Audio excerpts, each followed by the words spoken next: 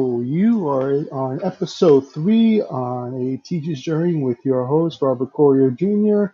And today on our episode, we're going to be talking about several things that are going on.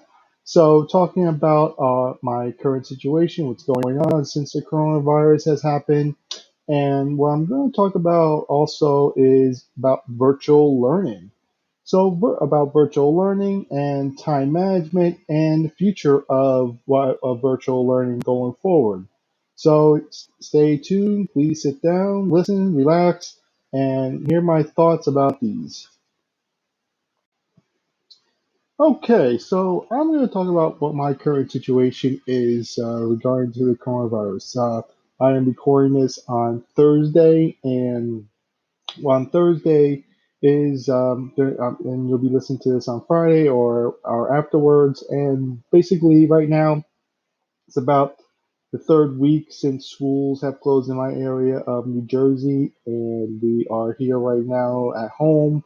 I can't go out unless like I'm going to a food store, going to get my basic essential needs. I mean, I can walk and take a walk around my area, but nothing's open except for essential needs such as grocery stores, gas stations, banks, healthcare places, etc., healthcare work facilities, etc., and and restaurants and such. So that's what. So my situation is, I've been sitting at home, really just relaxing, doing work, making videos online, doing some teaching as well, some online teaching. I've been starting that up again, and doing some teaching for schools and also for learning centers. So so that's pretty much been what I've been working on right now, and it's something that is good and it's challenging at times because we just don't know when this coronavirus is gonna end, where everyone can get back, can go out and do their normal routines before the coronavirus. So right now we're all indoors. I mean, luckily, again, I think the one thing I'm fortunate of is I have technology. I have technology in my hands, such as my cell phone, a computer, TV, basic essential needs, everything. I have food and I have a house or warm clothing and I have a car. If I need to go out and get something, I can go out and get something. And luckily, knock on wood, everything is good in that sense. So it's for me, I'm lucky in that sense where I have money where I can pay my bills right now. Everything is good in that sense. But you just don't know when things are going to get back to normal. I don't know. I mean, I don't know when things are going to get back to normal in this area. I mean, where we can go out and socialize and have gatherings and then even sporting events. I mean, I don't know when sporting events are going to happen in the United States. I mean, where NBA season was suspended, the NHL season was suspended, everything was suspended. And I think what I saw is they're trying to have these virtual events where people are playing games to get like NBA 2K against each other, virtual iRacing, and it's something where we don't know what's going to happen. I don't know. And for me as a teacher, I'm fortunate where I can do stuff online and record and be able to record this podcast online and get it out to everyone, and fortunate enough where I can work on doing other things and be able to communicate with people via Zoom. I mean, that's a big saving grace for me right now. It's just having Zoom and being able to work on that during this time, and it's really difficult. It's difficult for a lot of people that are working day by day, and it's something where we're learning something new right now. We're really just developing new things. I mean, this people communicating via Zoom again. It's new for everyone. It's new for me. It's new for everyone. New for students. So I think it's something where right now I'm just doing what I can and really just working, trying to just keep myself busy during the day rather than me just sitting around watching TV all day. I mean, I'm watching TV now. It's a little out before 7 o'clock by me. So it's something where I can work, and being able to do that is something good. So, and I really just want to make sure that when I'm just keeping myself busy and just doing stuff and getting ready each day, and something that I can really work on myself. So um, After this, I'm going to talk about the virtual learning and how that is changing everything in my world and changing everything in the teaching world. Okay, I'm going to talk about virtual learning and just about the how it's affecting myself as a teacher and other teachers around where I live and the schools and the tutoring center that I'm working at. So this is something that's new for everyone, including myself, and it's something that we didn't think that we would be using at this time. That I would be working in doing something like this, working on Zoom and working with kids on Zoom and communicating with them via Zoom and giving them a lesson via Zoom. I actually gave a online lesson today via Zoom, and it went pretty well, in my opinion. I think it went pretty well, where I was able to I had to download the books that the student was using beforehand, and so that way I was able to screen share the book with the student, so that way the student would just be able to read it and answer the questions based on the book. And what I did was I marked down the student's answer and then being able to mark it down so that way, and then checking it via my phone where I had the answers. I took a picture of the answers so that way I can look at the answers and then check to see if the student was correct, and then mark the answers down. There were any that were incorrect. I reviewed and being able to mark it down on the student's program, and then afterwards write any comments that I had about the session with the student. I think it went pretty well. I mean, luckily, just I was able to access everything early. I was able to get everything done early with the student, and the student really was. It was good. I think it was a really good day, and I really enjoyed it, and I liked it. It was. And this morning I was on a Zoom meeting with some teachers, and doing some shadowing and for a new teaching opportunity that I'm going to be in, and that went pretty well too. And these things don't aren't going to be long. They're like it's not like a full day of school, a 6 7 hour day of school. It's not you're not going to have that with the students. It's just not realistic right now. I think the biggest thing is depending on the age group is just having contact with their students and having contact with their friends and just being able to see each other on a day-to-day basis. I think is so important, and just having that interaction where you just it's something where everyone feels that like they're going to be in a safe place and being able to still interact with other people even though during this time it's just you're not able to do it face to face, but this is the closest way that you could possibly can do it. So I think it's something where it's beneficial to everyone. It's beneficial to the schools, beneficial to the students, and being able to work in this area like this during these times would it's fortunate. As I said again, I think it's fortunate that we have technology.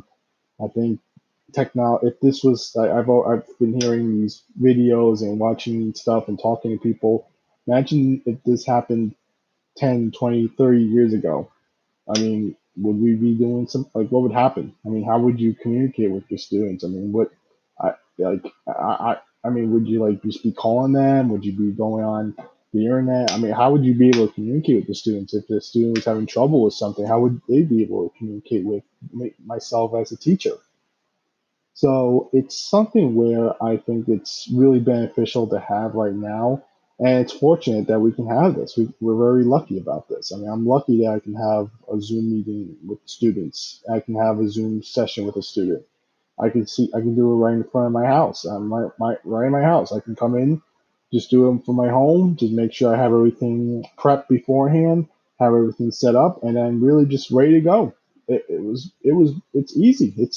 I mean, luckily the internet connection worked out very well. Some people don't have the best internet connection, so sometimes it can be a little off. I have a little microphone that I'm using to talk, so I can talk clearly with each student and really just making sure that students are getting their needs met. And I'm very lucky about that. I'm very lucky that I can do that. And luckily, I have a laptop that I can use where I can talk face to face with people. I have it. I have it. I have an apps Zoom and Skype and Zoom download it on my phone where I can communicate with people from my phone. And it's a face-to-face interaction, and same thing like what I'm doing right now. I'm doing from my laptop. It's just wonderful. And again, it's stressful because it's something that's new for everyone. So I'm feeling a little stressed out by it because I'm just not sure how I'm going to do this. And I feel like the more I do it, the better I'll get at it. And just making sure that I'm doing a good enough job. I think it's something for me that I'm always a little worried about at times. So I really don't know how I can do this. So just have to see how things work out in that sense. So I think it's just have to see how things work out and really just push forward with this. I think virtual learning is new for everyone. I mean, I know there's a lot. I have friends that are used to, or people that are used to working from home, and I can do that. So luckily, I mean, so they for them, it's they're able to do it, and it's very easy for them. But for some people, it just isn't going to be easy for them. So I definitely understand that part because I think that some people are just they're just gonna it's gonna take them a lot of time to get used to and be able to make sure that you're meeting the students' needs when you're not at school. So that's going to be tough, and that's tough going to be tough for a lot of people. So I empathize with that, and I think it's just I'm going to have a hard time with it too because it's something different. But I have to make sure that I'm doing my work and I'm doing what I can to best help them possible, do the best that I can. So we're gonna move on to time management. I was thinking about it like using your time because now we have more time.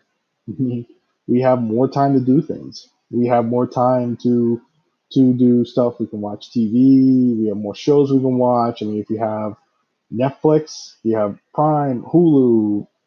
Yeah, you can catch up on a lot of TV shows if you're not, normally not catching up on like my situation, I was working full time as a substitute teacher, and then usually you have to go right to the tutoring center afterwards, and that was just grinding. I was like, by the time I got home, I had some dinner around like well, after 7 o'clock, and I just didn't really feel like doing anything else afterwards. I wasn't gonna feel functional to watch new TV shows, but now I got a lot more time on my hands. I got a lot more time on my hand right now. I mean, I can get up, I can do it. I mean, I have to work and do other things, but I'm not going to be having 12-hour days anymore right now. As a teacher, I'm not going to be working that much. I mean, it's just going to be me working and making sure I'm doing, planning everything out. But I think it's just making sure that I'm really doing a good job with this, with managing my time and making sure that I'm putting the important things first. I think that's always a big thing for me is putting the important things first, what's important right now to get done. And if it's something if I can get done pretty quickly and done taking that long to get that done first. So I think it's also what I'm doing is like before I came here, before I started recording the podcast, I took a walk. It was nice out. It was very nice. I took a nice walk. It was a little windy out by me, but it's still very nice just to get some fresh air and stretch my legs out. Again, I'm fortunate that I can do that. I can go out for a walk on a day. I can go out for a walk whenever I want to, and really just making sure that I'm just using my time well. And again, I'm shutting off like not checking my emails constantly or not even just getting the alerts. Like I'm just shutting alerts off on my phone or anything because I just think now it's going to be a bad habit for some that are going to be working around the clock because it's right there. Like I got my Chromebook here. Okay, I can go right on my email and check something. Okay, or I can go on my app and check something. Okay, like you gotta use your time well because you also want to take time to relax. Like for me, I want to take time to relax and just chill out right now. Have dinner, watch TV, just kind of veg out, talk to people, talk to friends, talk to family members, and really just talk to loved ones, and really just talking to people, and taking time for myself, and knowing that I'm not going to be perfect at this. This is new for everyone, and I just want to do the best I can. I think it's so hard for me to be like just to get everything done. Because I'm a perfectionist at times. I have a perfectionist capabilities because I'm hard on myself. I can be my own worst critic at times because it's so hard to be just being there and being there for everyone and really making sure that I'm doing my work and doing the best that I can at this. So I think again, I'm working just using my time well, but and trying to be productive during my day, but I'm also making sure that I'm going to take time to relax and just relax and have dinner, spend time with my parents, family members, loved ones, talking to people, and really just connecting and really just deconnecting as well, like disconnection and really disconnecting at times with people because just so I'm having time for me so I can relax and really be the best version of myself because I'm not going to be perfect at this. And I just want to make sure that people are aware of that. Like, it's just, I'm not going to be perfect at this. This is going to be a difficult process because it's just now this is a difficult process for everyone. This is a new thing right now, the coronavirus. We're all staying indoors right now. We can't go out. We can't have big social gatherings right now. We all have to stay indoors. And it's something that I'm hopeful that we're able to get past this sooner rather than later, but I just don't know when we're gonna be able to get back to where we can have gatherings again and be able to go out and be able to do things and be able to interact with each other and have large gatherings. Like, I mean, I don't know when we're gonna be able to go back to school and have school like we did before.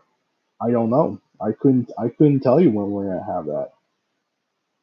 So I just think we have to make sure that we are doing the best we can with this and everything. I just want to make sure that we are working hard. I just want to make sure again. I'm just trying to ease my burden and really just making sure that I'm doing a good enough job for others and not just feeling like I don't want to have any doubt in myself. So all right, so next topic and the final topic I'm going to talk about are the futures of school and with virtual learning and everything. How this is going to affect us going forward as a school. I think going forward, I think virtual learning, I think it's definitely going to happen. It's going to keep going. I think it's right when this crisis ends. I think still going to happen, virtual learning, because I just think it's something where it benefits everyone. We're still like technology is something that benefits a lot of people. You know, I have friends that can work remotely from home and they can do it anytime they want. And I think that's a big blessing for some people. They can work from home whenever they want. They can do work, they can get their stuff done, and that's it. And then they can go about their day. In school, we have to go to school. We can't work from home. That's no but I think that's going to be a big thing now. I think we're going to have people, teachers, students that may request to be able to be at home, do a virtual lesson. There might be days where students might not feel good, but they can still participate because it's a virtual lesson.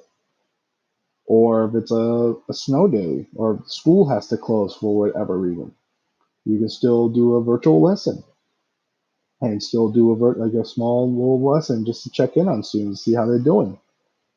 And especially like the older kids and college kids, you can definitely do that. The elementary kids, it's a little bit of a challenge depending on like how young if they're, but I mean, even then, it's something where you can work with them on and be able to work with their parents, families on, and just have short lessons. You're not having long lessons. Again, this is not like a whole day thing. You're not working. No one's going to be online and doing lessons for 7 hours.